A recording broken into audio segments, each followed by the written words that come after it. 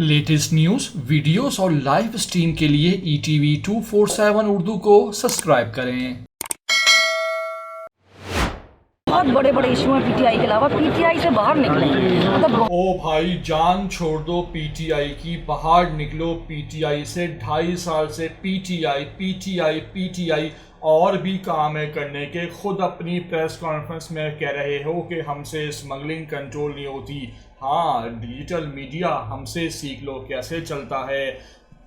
खान की दीवानी सनम जावेद एक मर्तबा फिर मीडिया पे आ गई, खड़ी खड़ी सुना दी। क्या कहना था उसका आपको पूरी वीडियो में दिखाएंगे, लेकिन आपसे वही बात करेंगे कि हमारा चैनल लाजमी आप लोग सब्सक्राइब कीजिएगा। बहुत बड़े बड़े इशू हैं पीटीआई के अलावा, पीटीआई से बाहर निकले मतलब बहुत हो गया। 14 महीने उससे पहले का ये सब कुछ शुरू है, 2-2.5 साल हो गए। अभी जान छोड़े पीटीआई के जो मसले हैं, जिनके आपको शिकवे हैं, वो मसले फिर हल करें ना। कल एक टर्म नहीं इंट्रोड्यूस करवाई गई है, डिजिटल दहशतगर्द। हमारे को तो हर टाइप की टर्म ही इंट्रोड्यूस हो रही है। अब क्या करें, हम ही बचे हैं सिर्फ।